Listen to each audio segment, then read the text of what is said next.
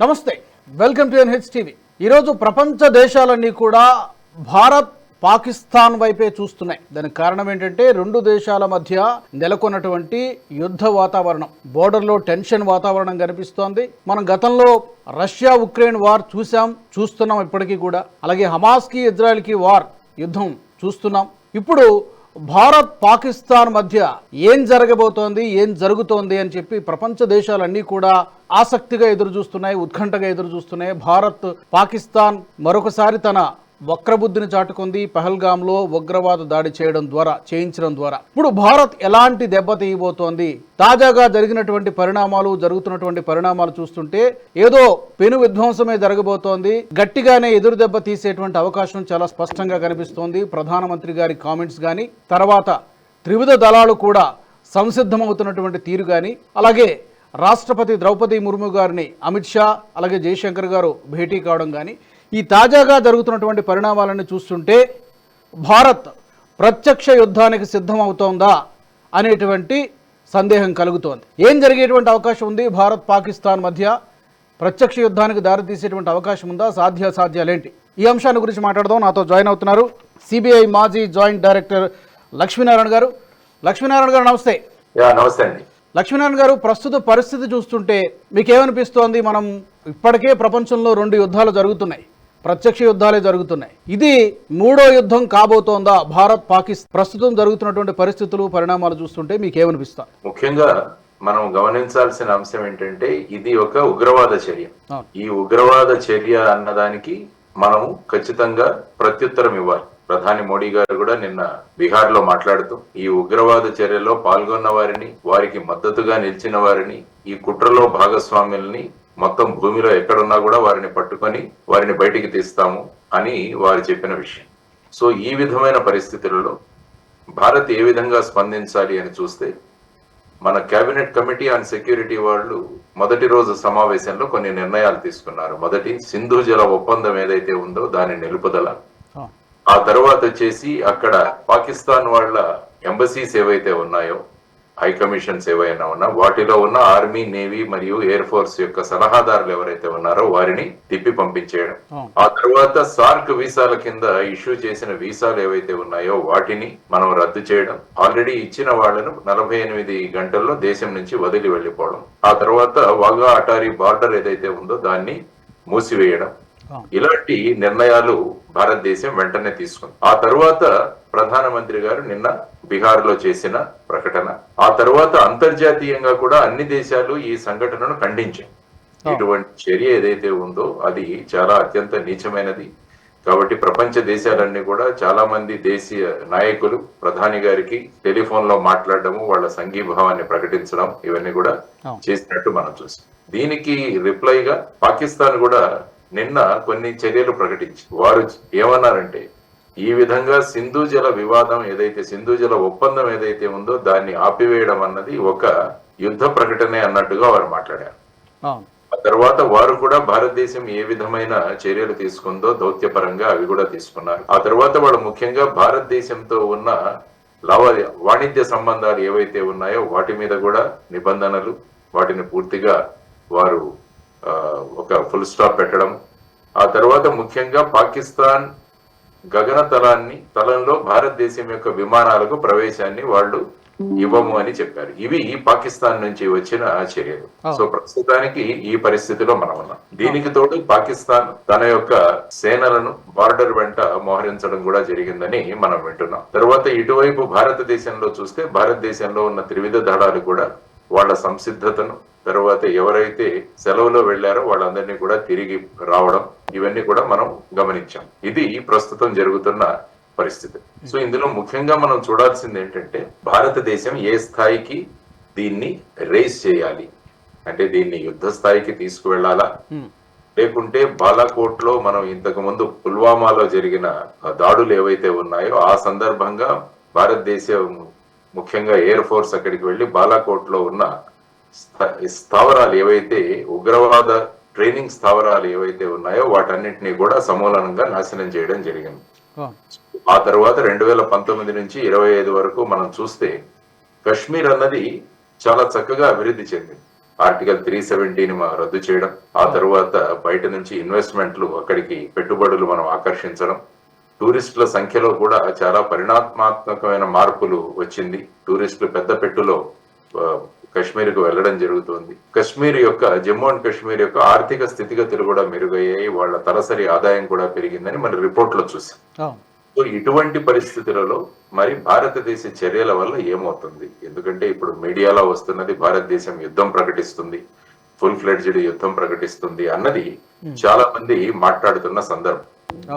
Actual గా కాశ్మీర్ అన్నది ఒక ఫెయిల్డ్ స్టేట్. ఆ స్టేట్ మీద యుద్ధం ప్రకటించి వారిని జయించి వారిని భారతదేశంలో కలుపుకోవడం అన్నది అది ఏమవుతుందంటే మన ఆస్తులు, మన మొత్తం ఇన్వెస్ట్మెంట్ అంతా అక్కడికి వెళ్ళిపోతుంది. ముఖ్యంగా మీరు చూసుకుంటే దానివల్ల అందుకనే ముఖ్యంగా ఇప్పుడు ప్రభుత్వం ఆలోచిస్తుంది ఏం చేయాలి, ఎటువంటి నిర్ణయాలు మనం తీసుకోవాలి అన్నది ఆలోచిస్తుంది. ఎందుకంటే అక్కడ పాకిస్తాన్ అఫైర్స్ గురించి గొప్ప అనుభవము మరియు విశేషమైన జ్ఞానము ఉన్న అజిత్ డోవల్ గారు ఉన్నారు అక్కడ. ఆ తర్వాత మన భారతదేశానికి ఫారిన్ సెక్రటరీగా పనిచేసి ఇప్పుడు విదేశాంగ మంత్రిగా ఉన్న జయశంకర్ గారు ఉన్నారు. ఆ తరువాత ప్రపంచంలో దేశాల్లో భారతదేశం యొక్క కీర్తిని ఒక పతాక స్థాయికి తీసుకువెళ్ళిన నరేంద్ర మోడీ గారు ప్రధానమంత్రిగా ఉన్నారు. తరువాత ఎప్పటికీ కూడా భారత సైన్యం ధీటుగా నిలుస్తుందన్న ప్రకటనలు ఇస్తూ వారికి అండగా ఉంటున్న రాజ్నాథ్ సింగ్ గారు ఉన్నారు. కాబట్టి ఇటువంటి అనుభవజ్ఞులు వీరందరూ కలిసి తీసుకునే నిర్ణయం చాలా ప్రాధాన్యతను సంతరించు. ఈ సంఘటన జరిగిన తర్వాత ఖచ్చితంగా భారతదేశంలోని ప్రజలు అందరూ కూడా పాకిస్తాన్ మీద పెద్ద ఎత్తున చర్యలు తీసుకోవాలి అన్నది కోరుకుంటున్నారు. అవును, సగటు భారతీయుడు కోరుకుంటున్నారు. ఇది ఎమోషన్స్, తర్వాత వచ్చేసి మన మానసిక పరిస్థితి, ఆ విధంగా ఎమోషనల్ గా మనం రెస్పాండ్ అవుతాం. కానీ ప్రభుత్వాలు ఎప్పుడు కూడా ఎమోషనల్ రెస్పాండ్ అవ్వవు, అవి స్ట్రాటజిక్ గా ఆలోచిస్తాయి, వ్యూహాత్మకంగా ఆలోచిస్తాయి. ఈ వ్యూహాత్మకంగా ఆలోచించే వాటిలో ఈ కశ్మీరును ఏ విధంగా ఒక ఏకాకిని చేయాలి అన్నది ఒక స్ట్రాటజీ. ముఖ్యంగా అంతర్జాతీయ మానిటరీ ఫండ్ IMF గాని, వరల్డ్ బ్యాంక్ గాని వీటన్నిటికీ కూడా కశ్మీర్ యొక్క ఈ సంఘటనను ఉదాహరిస్తూ కశ్మీరు ఇంకా కూడా ప్రపంచంలో ఉగ్రవాదాన్ని ప్రోత్సహించే దేశం కాబట్టి వీళ్లకు సంబంధించిన నిధులు వీటన్నిటిని కూడా నిలిపివేయవలసిందిగా మనం వరల్డ్ బ్యాంక్ ను మిగతా దేశాల మీద ఆ విధమైన ప్రభావాన్ని మనం చూపవచ్చు. ఇది ఒకటి. ప్రధానంగా ఆర్థికంగా వాళ్ళను ఏకాకిగా ఎలా చేసి మన కాళ్ళ దగ్గరికి తీసుకురావాలన్నది ఒక ప్రధానమైన అంశం మనం చేయాల్సి. ఆ తర్వాత దేశాలు ఏవైతే ఉన్నాయో అమెరికా మరియు చైనా ఇప్పటికే కశ్మీర్ పట్ల వాళ్ళు సానుభూతిని వ్యక్తం చేశారు. ఆ తర్వాత పాకిస్తాన్ యొక్క దుందుడుకు చర్యలు ఏవైతే ఉన్నాయో వాటిని కూడా వారు ఖండించారు. ఆ విధంగా చూసుకుంటూ పోతుంటే మనం చేయొచ్చు. తర్వాత ఈ సిమ్లా ఒప్పందం ఏదైతే ఉందో, తర్వాత లాహోర్ డిక్లరేషన్ ఏదైతే ఉందో వాటిని అందులో ఎక్స్టర్నల్ మీడియేషన్ ఉండకూడదు అని మనం నిర్ణయించుకున్నాం. ఏదైనా మన ఇద్దరి మధ్య ఉన్న సమస్య ఏదైతే ఉందో అది బయలేటరల్ గా చర్చించుకోవాలి. కానీ ఇప్పుడు పాకిస్తాన్ ఏమంటుందంటే సిమ్లా ఒప్పందాన్ని కూడా మేము తాత్కాలికంగా రద్దు చేస్తున్నాం. అంటే కశ్మీర్ విషయాన్ని మేము ప్రపంచ స్థాయిలో తీసుకువెళ్ళగలం. ఇప్పుడు వాళ్ళు ఏ మొహం పెట్టుకుని తీసుకువెళ్ళగలరు ఆలోచించండి ఒకసారి. వాళ్ళు చేస్తున్నది వారి యొక్క ఉగ్ర సేనల ద్వారా ఇక్కడ అశాంతిని నెలకొల్పింది పాకిస్తాన్. కాబట్టి మళ్ళా కశ్మీర్ విషయాన్ని అంతర్జాతీయ స్థాయిలో తీసుకువెళ్తే పాకిస్తాన్ నవ్వుల పాలవుతుంది. సో ఆ విధమైన పరిస్థితులు మనకున్నాయి. తర్వాత వచ్చేసి ముఖ్యంగా మనము చూడాల్సింది మనం మిలిటరీ పరంగా ఎలా చర్యలు తీసుకోవాలి. దౌత్యపరంగా తీసుకున్నాం, వాణిజ్యపరంగా చూస్తే ఇప్పుడు పాకిస్తాన్ నుంచి ముఖ్యంగా టెక్స్టైల్స్ మరియు రైస్ రెండు ప్రధానమైన ఎక్స్పోర్ట్ ప్రపంచ దేశాలు.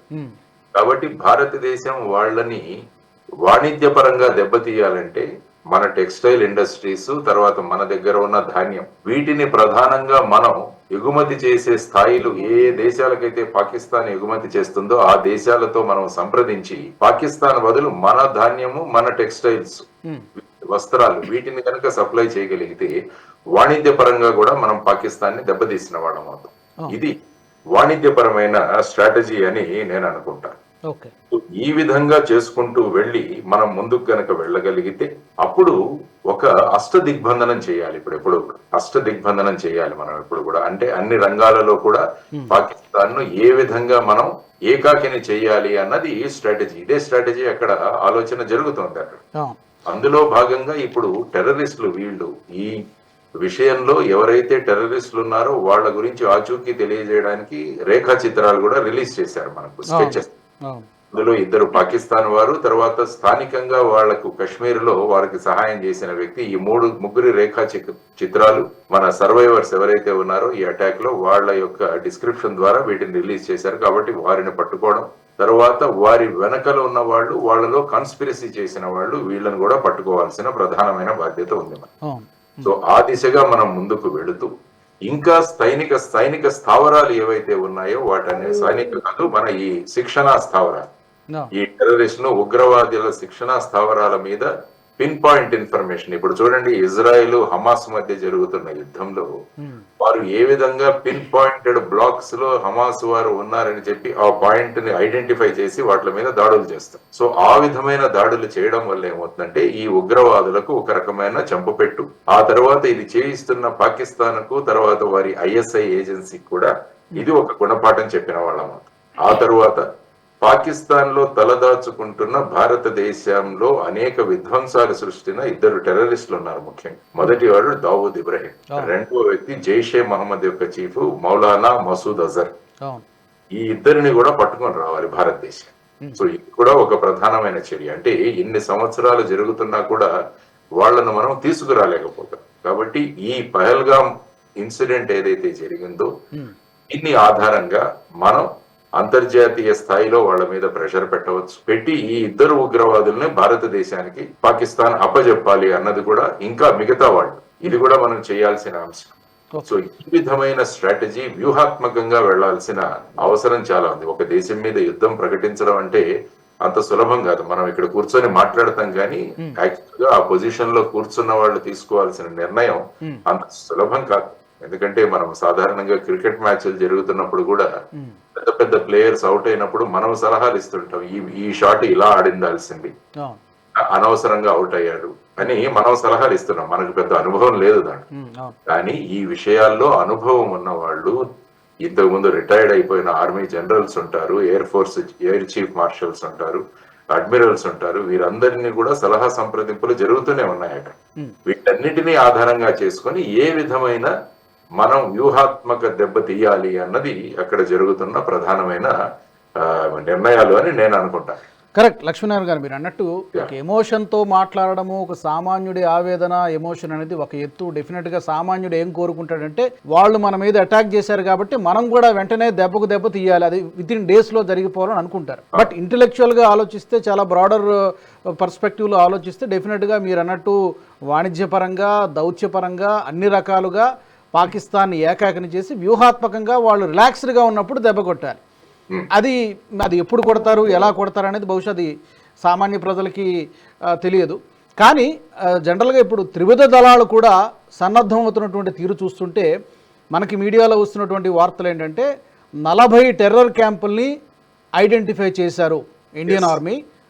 40 టెర్రర్ క్యాంపులను ఐడెంటిఫై చేశారు. అంటే రా ఇచ్చినటువంటి సమాచారము, ఇంటెలిజెన్స్ బ్యూరో ఇచ్చినటువంటి సమాచారం ఆధారంగా ఈ 40 టెర్రర్ క్యాంపులను ఐడెంటిఫై చేశారు. వాటిని ధ్వంసం చేసేటువంటి అవకాశం కూడా ఉంది అనేది ఒకటైతే, ఇక సుఖోయ్, రఫేల్ యుద్ధ విమానాలని కూడా వాటి యొక్క సన్నద్ధతని కూడా టెస్ట్ చేస్తున్నట్టుగా మనం చూస్తున్నాం. అలాగే INS విక్రాంత్ని కూడా ఈ ఆపరేషన్ ఆక్రమణ్ ఒక పేరుతో ఒకటి అరేబియా సముద్రంలో ఈ వార్ రిహార్సల్స్ అని పేరు పెట్టవచ్చో పెట్టకూడదో నాకు తెలియదు. But it's a kind of మన సన్నద్ధతని తెలియజేసేటువంటి విధంగా కొన్ని, అంటే త్రివిధ దళాలు కూడా ఒకవేళ వస్తే ఏంటి పరిస్థితి, యుద్ధ సన్నద్ధతగానే మనం భావించాలా? అంటే ఇప్పుడు మీరు చూసుకుంటే ముఖ్యంగా ఈ నేవల్ ఫోర్సెస్ ని అక్కడ ముఖ్యమైన ఈ పోర్ట్లు ఏవైతే ఉన్నాయో అది ఐ థింక్ కరాచీ పోర్ట్ ఒకటి, గదాఫీ పోర్ట్ అనుకుంటాను, 2 ముఖ్యమైన పోర్ట్లు ఉన్నాయి పాకిస్తాన్.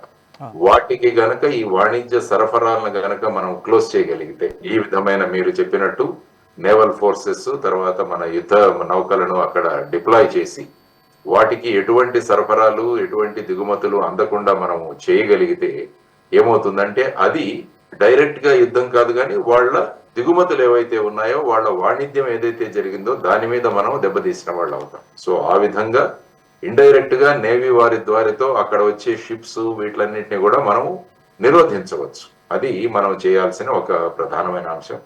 ఆ తర్వాత అమెరికాకు కూడా అనేక మంది ఈ టెర్రర్ గ్రూప్ లో ఇంకా చాలా మంది వాళ్ళకు కూడా కావాల్సి ఉంది. అప్పుడు ఒసామా బిన్ లాడెన్ తో పాటు ఉన్న అనేక మంది ఇంకా కూడా కొంతమంది పాకిస్తాన్ లో తలదాచుకుంటున్నారు. సో వారిని కూడా తీసుకురావాల్సిన బాధ్యత, తీసుకువెళ్లాల్సిన బాధ్యత అమెరికా కూడా ఉంది. కాబట్టి అమెరికాను ఆ విధంగా మనం గనక ప్రోత్సహించగలిగితే, అమెరికా మరియు ఇండియా కంబైన్డ్ గా ఎందుకంటే అమెరికా కూడా వీరి యొక్క ఉగ్రవాద చర్యలకు అది కూడా అమితంగా నష్టపోయిన దేశం.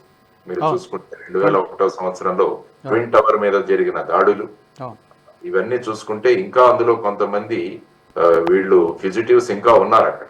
సో వీటిని ఆ విధంగా గనక మనం హ్యాండిల్ చేసుకుంటూ రాగలిగితే ఏమవుతుందంటే అప్పుడు ఇంకా పెద్ద పెట్టున చర్యలు జరుగుతుంది. పాకిస్తాన్ కూడా వెంటనే దావూద్ ఇబ్రాహిం గాని, మౌలానా మసూద్ అజర్ గాని వీరందరిని ఇటువంటి వాళ్ళను అప్పగించాల్సిన ఒత్తిడి కూడా మనం మిగతా దేశాల నుంచి కూడా తీసుకురావాలి. ఇది ప్రధానంగా.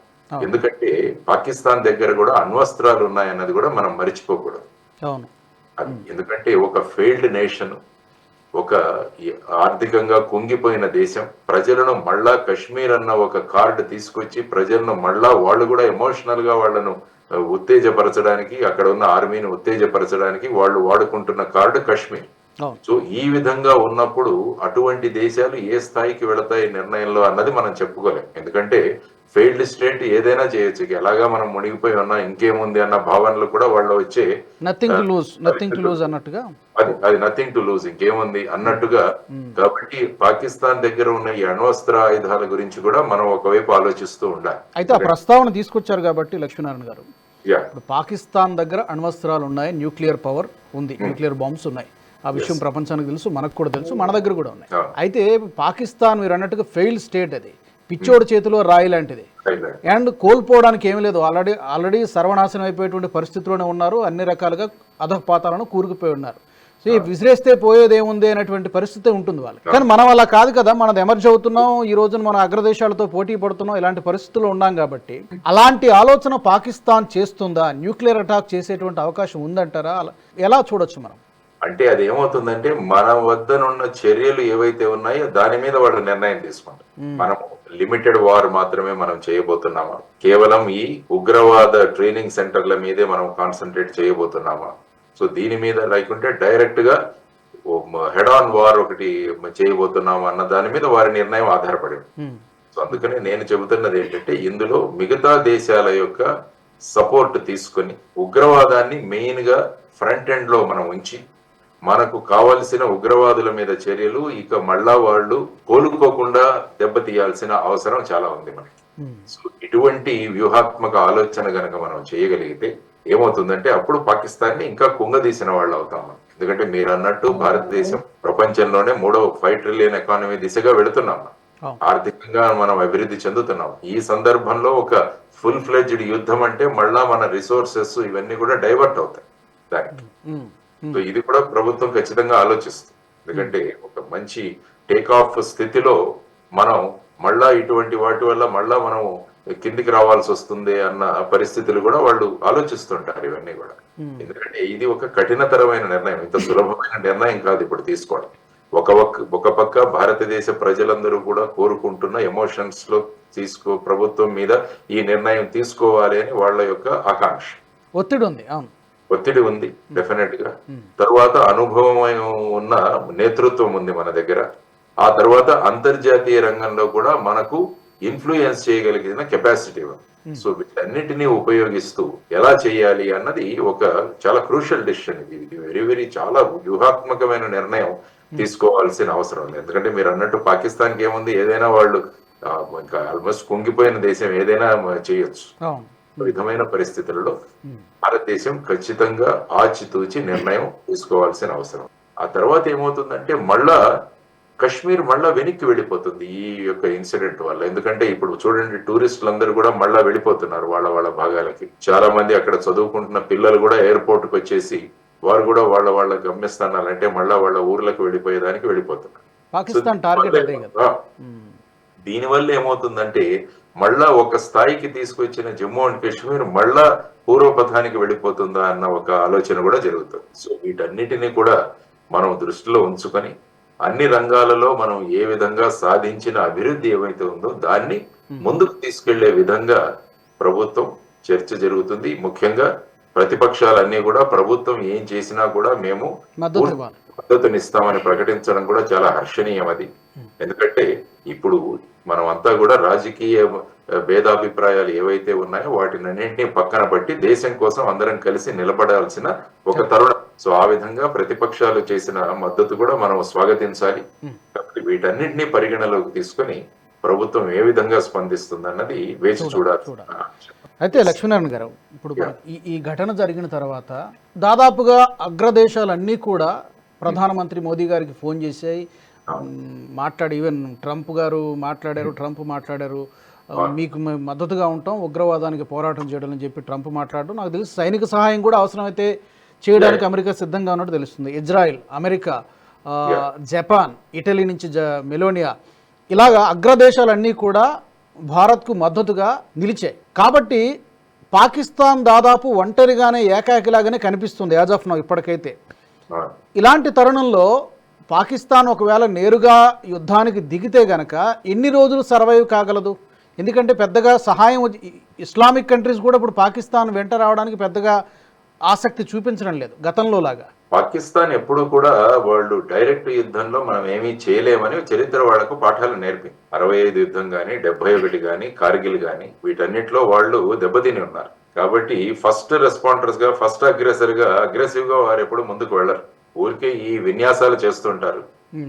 మనం ఏ విధంగా స్పందిస్తాం అన్నదాన్ని రెచ్చగొట్టే విధానాలు వాళ్ళు చేస్తుంటారు. ఇవన్నీ కూడా ఆ విధంగా, ఎందుకంటే వాళ్ళకు తెలుసు ఏమవుతుందో వాళ్ళ పరిస్థితి అన్నది. ఆ తర్వాత అంతర్జాతీయం కూడా అందరూ భారతదేశానికి సపోర్ట్ చేస్తున్నప్పుడు వాళ్ళు ఏ విధంగా అగ్రెసివ్ రోల్ తీసుకుంటారు అన్నది ఇట్స్ $1 మిలియన్ క్వశ్చన్. వాళ్ళు తీసుకోలేరన్నది నా ప్రగాఢమైన అభిప్రాయం.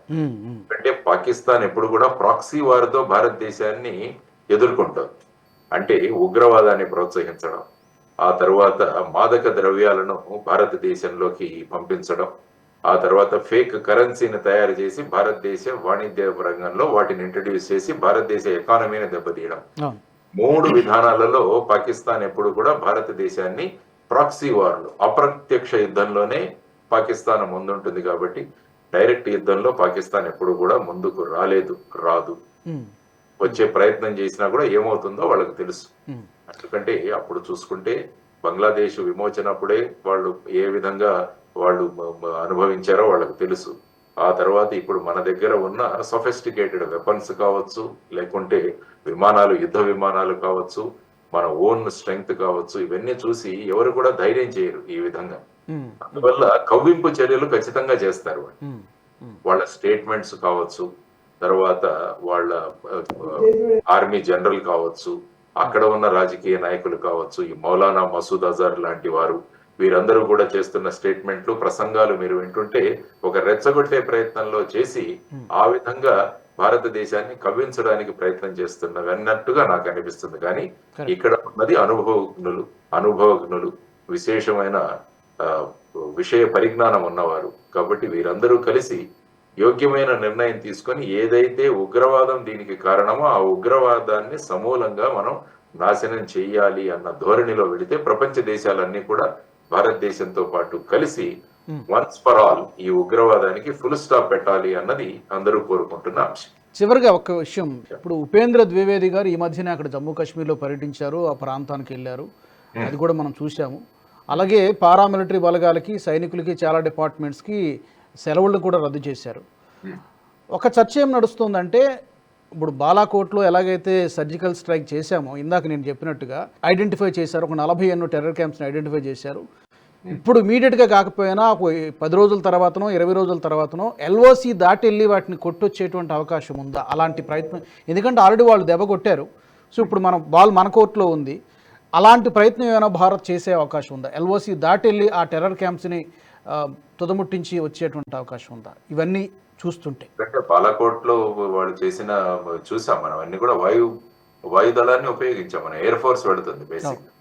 ఎందుకంటే కాల్బలాలు వెళ్ళవు, ఆర్టిలరీ వెళ్ళదు, లేకుంటే ఫుట్ సోల్జర్స్ వెళ్ళరు. ఇప్పుడు అంతా జరగబోయే యుద్ధం అంతా కూడా ఈ విధంగా వాయుసేన ఏవైనా స్పిన్ పాయింట్. ఇప్పుడు చూడండి ఇజ్రాయెల్ కూడా ఏం చేస్తుంది, వెళ్ళి స్ట్రైక్ చేసి రిటర్న్ వచ్చేస్తారు వాళ్ళు. ఆ తర్వాత ఏంటంటే పాకిస్తాన్ యొక్క మనం సైబర్ కూడా చేయొచ్చు. ఇప్పుడు సైకలాజికల్ వార్ఫైర్ అండ్ సైబర్ వార్ ఇవి కూడా చేయొచ్చు. ఎందుకంటే పాకిస్తాన్ కున్న అనేక యంత్రాంగాలు అవన్నీ కూడా ఈ కంప్యూటర్లు వీటి మీద ఆధారపడి ఉన్నాయి. కాబట్టి ఇండైరెక్ట్ గా వాటిని కూడా మనము డౌన్ చేయవచ్చు. వాటి వర్కింగ్ కూడా మనము కంట్రోల్లోకి తీసుకురావచ్చు. అది ఇంకొక రకమైన అప్రత్యక్ష యుద్ధం అది కూడా. సో ఈ విధంగా ఐడెంటిఫై చేసిన తర్వాత ఎప్పుడైనా స్ట్రైక్స్ అన్న వాటికి సర్ప్రైజ్ ఎలిమెంట్ చాలా ముఖ్యం. అంటే ప్రెడిక్ట్ చేయకూడదు ఎప్పుడు కూడా. ఎవరు ఊహించని టైంలో వెళ్ళి చేయాల్సింది. కాబట్టి ప్రస్తుతం ఇక్కడ ప్రజలంతా కోరుకుంటున్న విధంగా వెంటనే జరిగిపోవాలి, ఇది జరిగిపోవాలి, జరగకుంటే ఏదో ఒక కామెంట్స్ విసరడం ఇవన్నీ పక్కన ఉంచేసి పూర్తిగా నిర్ణయం తీసుకునే బాధ్యతాయుతమైన ప్రధానమంత్రి గారికి మిగతా వారికి ఉంది. కాబట్టి వారి నిర్ణయం కోసం మనం ఎదురు చూద్దాం అన్న ధోరణిలో మనం అంతా ఉంటే సక్రమంగా జరుగుతాయి అన్నది ముఖ్యంగా మీడియా కూడా. ఎందుకంటే ప్రతి మీడియా నేను చూస్తున్నాను, ఒక్కొక్కరు ఇదైపోతుంది అదైపోతుంది అన్న ఒక ఉత్కంఠను క్రియేట్ చేస్తున్నారు. దానివల్ల ఏంటంటే సర్ప్రైజ్ ఎలిమెంట్ అన్నది మనం నష్టపోతాం. చర్చిద్దాం ఈ విషయం గురించి. ఉగ్రవాదాన్ని ఇప్పుడు మనం ఎలా చర్చించామో ఆ విధంగా చర్చిద్దాం. ఖచ్చితంగా ఉగ్రవాదాన్ని పాకిస్తాన్ యొక్క మ్యాప్ లోంచి ఈ ఉగ్రవాదులను ఏరివేయాలి. There is no doubt. ఆ తర్వాత అందరం కలిసి ఇది చేయగలిగితే, ఎందుకంటే పాకిస్తాన్ కేవలం భారతదేశానికి మాత్రమే కాదు, అనేక దేశాలకు అది. ఫర్ ఎగ్జాంపుల్ బలూచ్లో జరుగుతున్న ఇన్సిడెంట్స్ మీరు చూస్తే, మన చైనా ఇంజనీర్లు ఒక 8 మందిని చంపేశారు అక్కడ బలూచ్లో కూడా జరుగుతుంది. దానివల్ల చైనా కూడా పాకిస్తాన్కి విపరీతంగా వారి అసమ్మతిని వ్యక్తం చేశారు. సో ఇటువంటి పరిస్థితులలో మనం ఏ విధంగా మనం వ్యూహాత్మకంగా వెళ్ళాలన్న దాని మీద ప్రధానమైన కాన్సన్ట్రేషన్ చేయాలన్నది నా అభిప్రాయం. కరెక్ట్. మీరు అన్నట్టుగా మనం వెయిట్ చేయాల్సిందే, వేచి చూడాల్సిందే. కేంద్ర ప్రభుత్వం, మోదీ సర్కార్ ఎలాంటి నిర్ణయాలు తీసుకుంటుంది, పాకిస్తాన్ కవ్వింపు చర్యలకు పాల్పడుతోంది, రెచ్చగొడుతుందన్న విషయం మనకు స్పష్టంగా అర్థమవుతుంది. బట్ అందరూ భారతీయులు కోరుకున్నట్టుగానే పాకిస్తాన్ని ఏకాకిని చేయాలి, ఉగ్రవాదాన్ని పూర్తిగా కూకట వేళ్లతో తీసేయాలి. మన దేశంలో కావచ్చు, అక్కడ కావచ్చు, తీసేయాలని చెప్పి మనం మనస్ఫూర్తిగా కోరుకుందాం. Thank you very much Lakshminarayana గారు, ధన్యవాదాలు. Thank you so much. మరి మా ప్రేక్షకులు కూడా మీ యొక్క అభిప్రాయాలను కామెంట్స్ రూపంలో తెలియచేయవచ్చు. ఏం జరిగేటువంటి అవకాశం ఉంది సమీప భవిష్యత్తులో భారత్ పాకిస్తాన్ మధ్య? మోదీ సర్కార్ ఎలాంటి వ్యూహాన్ని అనుసరిస్తే బాగుంటుంది? వెంటనే దెబ్బ కొడితే బాగుంటుందా, లేకపోతే వ్యూహాత్మకంగా కొంత సమయం తీసుకొని పాకిస్తాన్ని చావు దెబ్బ కొట్టాలా? మీ అభిప్రాయాల్ని కామెంట్ల రూపంలో తెలియచేయండి. ఈ వీడియో నచ్చినట్టయితే లైక్ చేయండి, షేర్ చేయండి, బెల్ బటన్పై క్లిక్ చేయండి. అలాగే nationalist hub, NHTV group of ఛానల్స్ని సబ్స్క్రైబ్ చేసుకోండి. జాతీయవాద జర్నలిజాన్ని ప్రోత్సహించండి. జై హింద్. ఈ వీడియో మీకు నచ్చినట్టయితే లైక్ చేయండి, 10 మందికి షేర్ చేయండి. అలాగే కామెంట్ల రూపంలో మీ అభిప్రాయాలను మాతో పంచుకోండి. Nationalist hub group of channels ను సబ్స్క్రైబ్ చేసుకుని తెలుగునాట జాతీయవాద జర్నలిజాన్ని ప్రోత్సహించండి. ఈ వీడియో కింద ఉన్న బెల్ ఐకాన్ పై క్లిక్ చేయడం మర్చిపోవద్దు.